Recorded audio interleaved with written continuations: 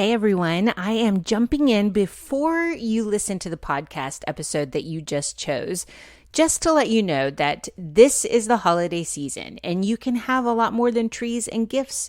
You can take your first steps into an ancient Jewish world. With our Christmas discount at IBC, you can get all the biblical teaching that we have to offer at an incredibly low price, and there's a free book involved. And who doesn't love a free book? So click in the link below and you will enter a wider world of Jewish scripture that will lead to spiritual treasures for many years to come. Now, enjoy the episode.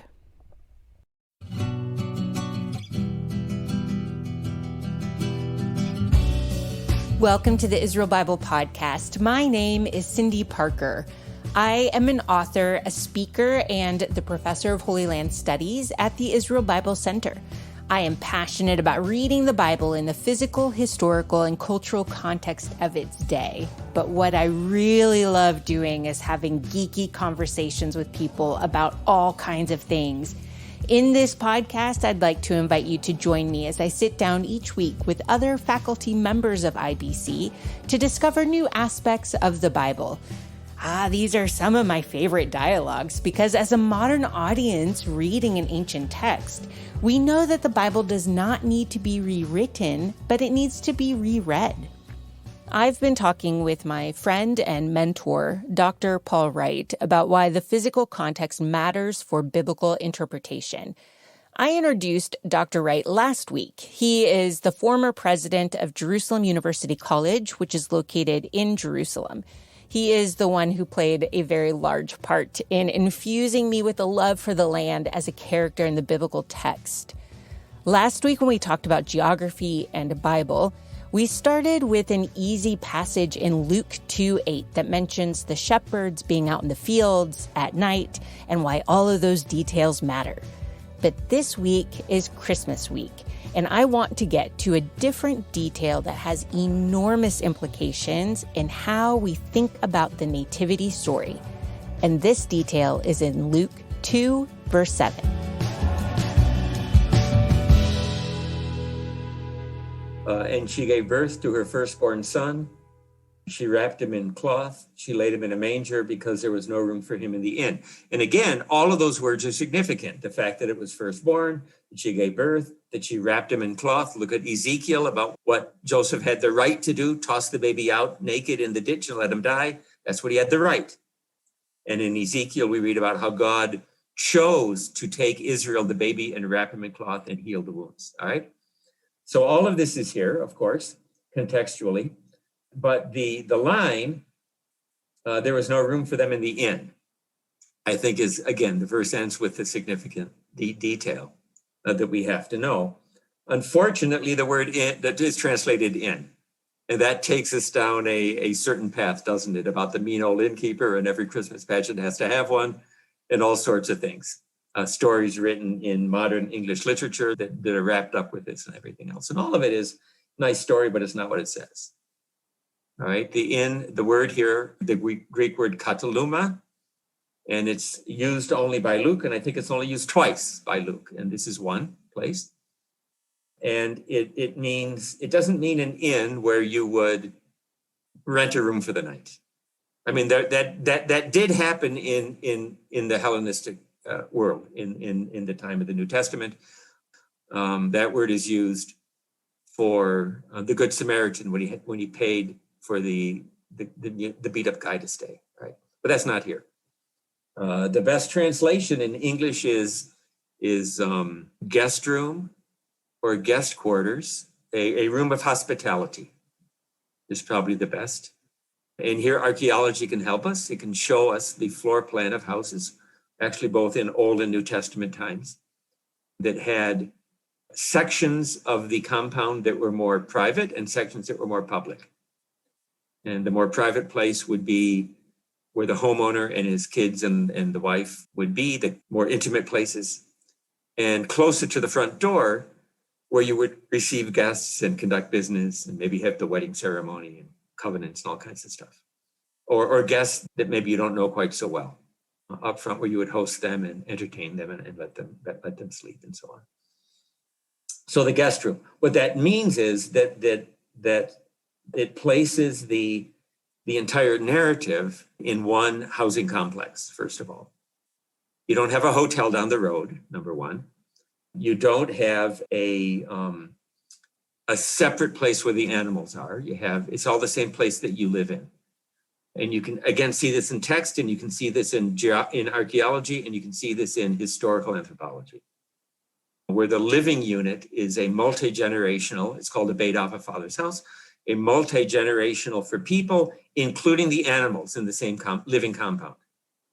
They're not separated. They're not separated. In our American history, if you go back, I don't think you have to go back terribly far, you'll find the same compound where you have a barn and a house in the same building. I've seen some in areas close to where I grew up in Illinois, still standing. Yeah. So the animals there to provide heat, partly for the housing compound in the wintertime, and just to protect them. And you just want to be with your animals. It's just, it's close. And we forget because we have money structures that are fairly invisible, like money is in a bank account. But for them, money was in the living creatures they were raising. And so you're not going to separate that away from where you can watch them. That's correct. That's correct. That's correct. There's all sorts of subtext here about responsible living and training up your children to be shepherds when they're still young, to hold the family bank account in their own hand, right, and take care of it. All sorts of subtexts here that are there, and all of them are wonderful. So let's take the word manger correctly, or literally, right? That there's a feeding trough somewhere in the story as well, or in the scene in that housing compound. And here it's helpful actually to look not just archaeologically, but anthropologically as well. We can tell in a conservative land, such as Bethlehem still is, that where the values of life are deeply rooted, where ancestral life is valued. It's changed in the last 2-3 decades, but the old people like me who are still there, right? Sense that those values persist. Values like hospitality and values like protection and provision, and even of the stranger, and housing styles, actually. Before concrete and metal reinforcing rods, there's only so much you can do with local building stone. Yeah. And so we're able to look at the core, let's say the core of the villages in the West Bank, the Palestinian villages, the core of the villages. And again, it's hard to see this because they've been growing so fast lately with concrete houses around.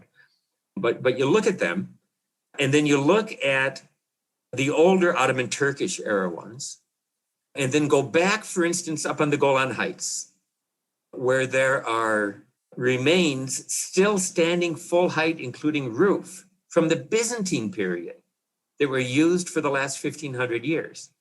And even though there are details that differ, the overall syntax of the space, of the architectural space, is very similar, with the guest room up front and the more intimate places in the back.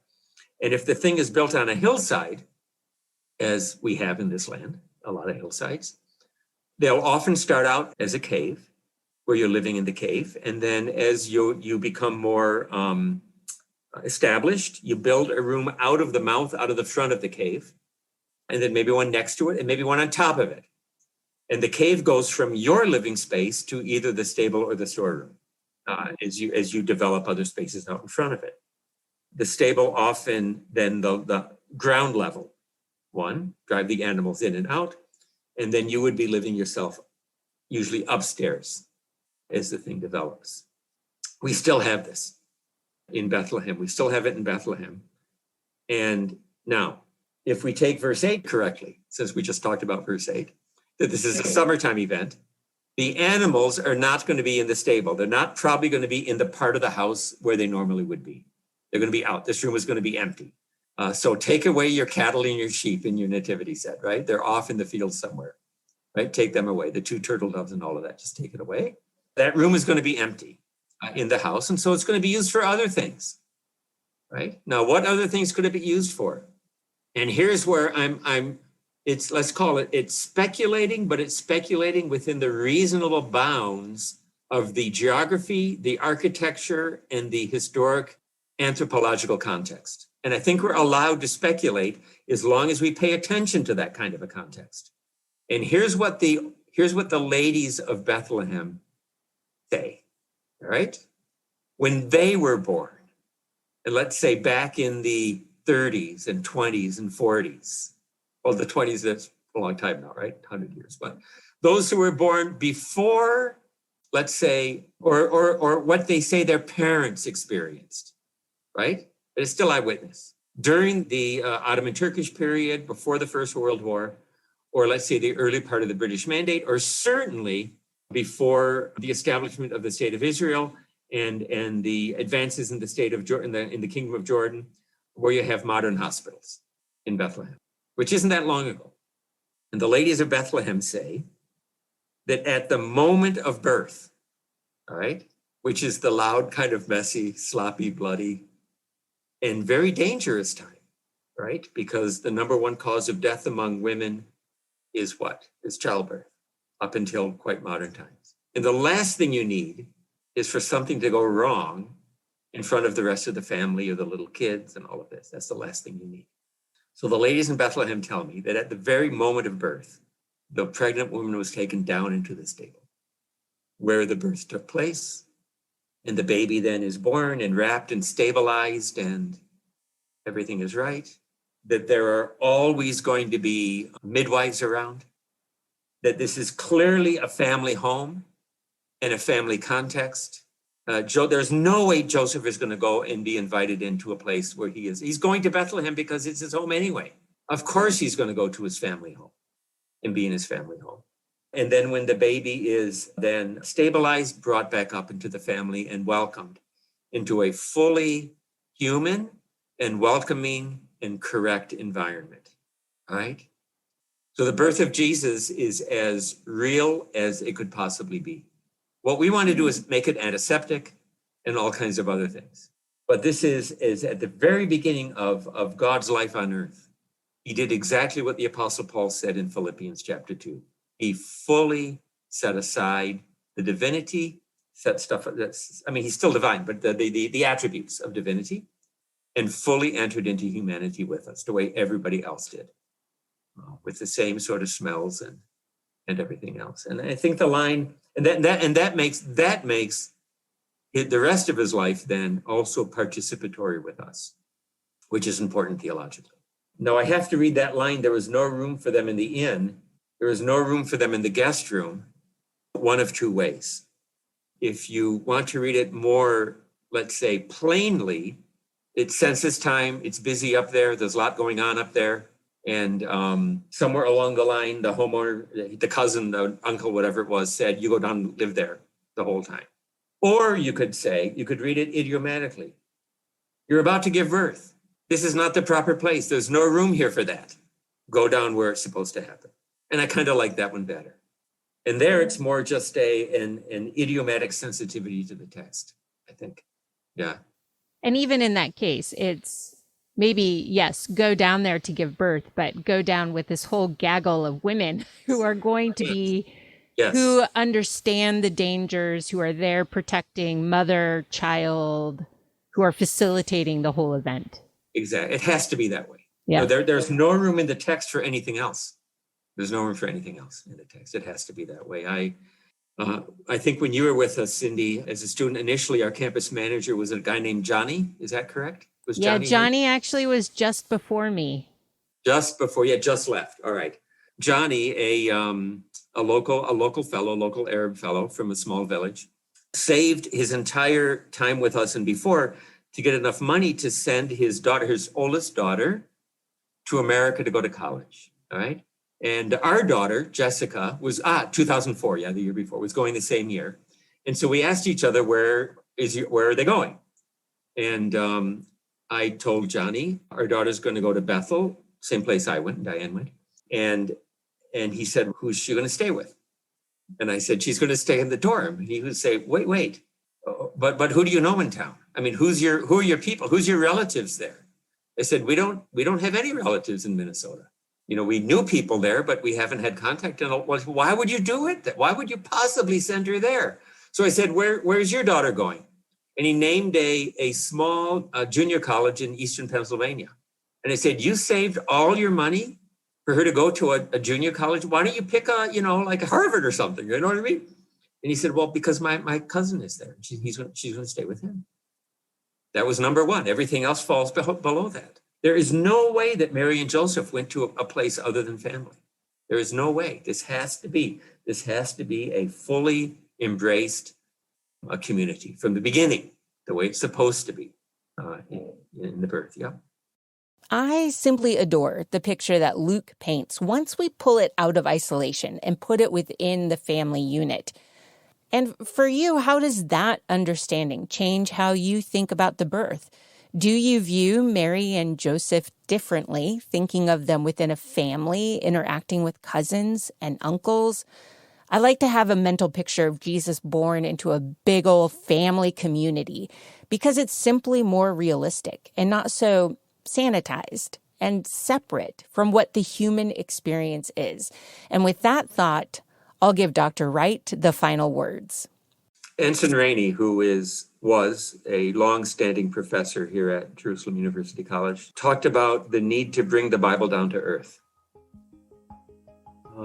and separate it from. We've sometimes made it so antiseptic and put such a big halo around it that it becomes easy to disbelieve it when things don't work out right in life the way that we think they ought to, based on everything must be shiny and perfect. And that's a great disservice we've done to it. We have to leave it, kind of down in the mud where it began. I mean, not leave it there forever, because, heaven is golden, right? But we have, this is where we're living. This is where we're living, and we have to let it speak to us on that level. And it becomes in the end, it becomes compelling, and the claims then become things that start to resonate. If you want to explore more about the way the land can change how you read the Bible, you can enroll in the IBC course called Listening to the Land of the Bible. While you're there, sign up as a student and start earning credit towards Israel Bible Center Certificate Program in Jewish Context and Culture. Thank you, Jeremy McDonald from Mason Jar Music, for doing an amazing job editing, mixing, and adding in all the good music. Thank you for hanging out with me and being curious about all things Bible related.